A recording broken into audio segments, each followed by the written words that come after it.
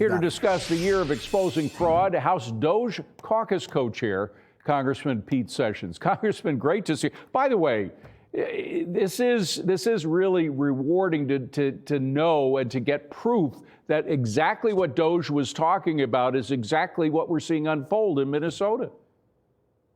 Well, in fact, you're correct, but we have mostly been concerned about government money intentionally going to people that we did not know what we were doing. This is perhaps maybe the reverse of that, and that is money that was well intended to take care of daycare, take care of senior citizens, take care of children in their education.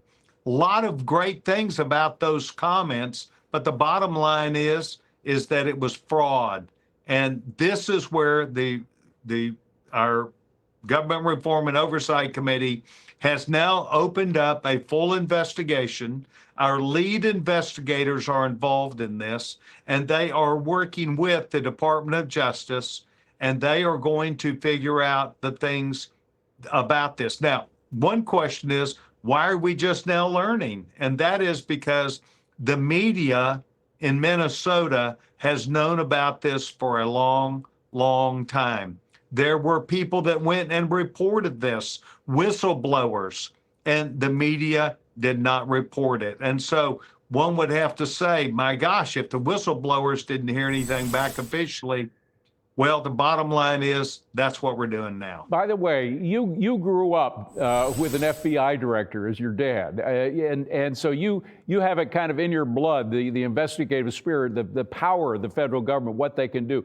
What do you think about what we've heard so far? There's a picture of your dad we put up there. He was a great FBI director. What do you think of what we know so far of Governor Walz, in some cases actually berating some of the whistleblowers, according to the social service members, berating them for coming forward and saying, look, Governor, there's fraud going on. He not only berated them, but apparently, according to them, he threatened them. Doesn't that make him liable? You know, there's a state law in Minnesota, a whistleblower's law, that's pretty tough. Well, exactly as you suggest, these are what this investigation's about.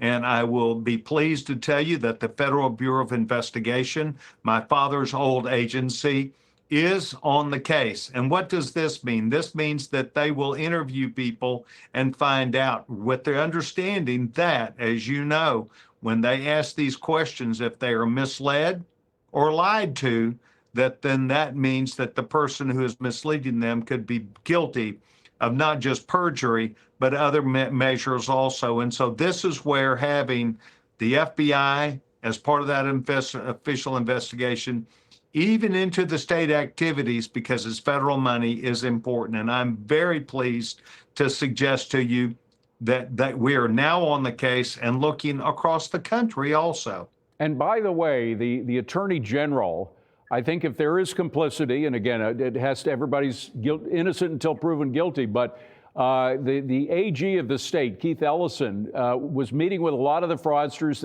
There's an audio tape of him back in 2021, I believe it was, with some of the people who've already been prosecuted for crimes in these Medicaid scandals. And he's talking at the end of the conversation about donations to his campaign. I mean, is it conceivable that the records could show that there was some complicity there?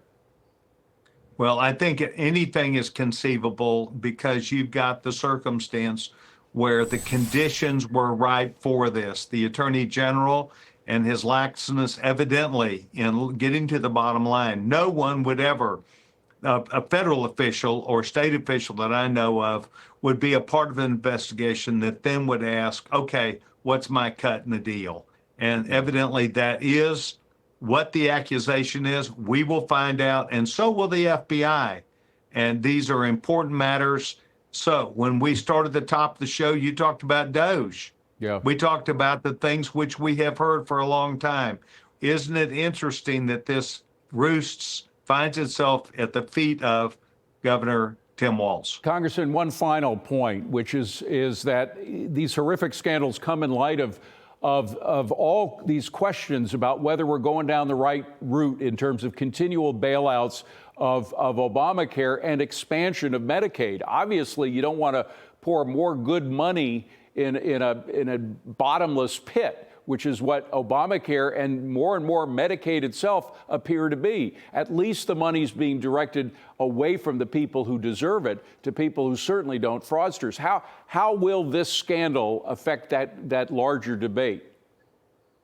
Well, I think the larger debate sits on its own facts of the case, and that is the Affordable Care Act, the prices that are demanded and charged to consumers have risen 2/3 higher than the general population for insurance.